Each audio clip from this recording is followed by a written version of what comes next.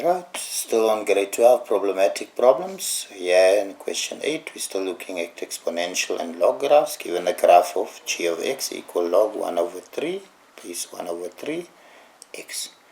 A is the x-intercept of g, p is 1 over 9 and 2 is a point on g. Right, so there's the graph given. There we have one point and we have another point there, A, that goes through the x-intercept. 8.1, write down the coordinates of A. So here at A, I know my y value is 0 there. So if I work on a concept, and if you've done your logs, that is what's given. So you should know log 1 over 3. If x, I change the x value to 1, I would get 0. Even if the base was 3, as soon as that value becomes 1, that equals 0. By that you should have done what your teacher at school.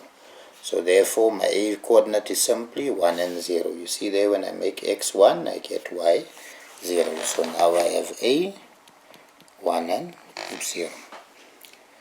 8.2, sketch the graph of the inverse indicating an intercept to the x's and one other point on the graph. So once I have to find the inverse, I need to know it's inverted about the line y equal to x, and these two coordinates change. So there 1 and 0 must become 0 and 1 for the inverse, and 1 over 9 and 2 would become 2 and 1 over 9.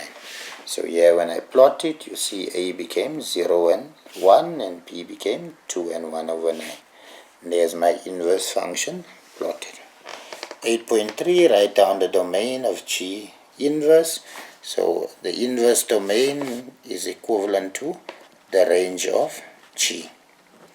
So the range of G there, as you can see there, y is an element of real numbers, so therefore the domain of the inverse should then be x element of real numbers. So that changes from y element of real numbers and will tend then to x element of real numbers. So there's my answer, x element of real numbers. Hope you follow, hope you understand. All the blessed. Continue practicing. Now I said blessed. Don't lose your hair. Your hair is very important. All the best. Continue practicing. Bye.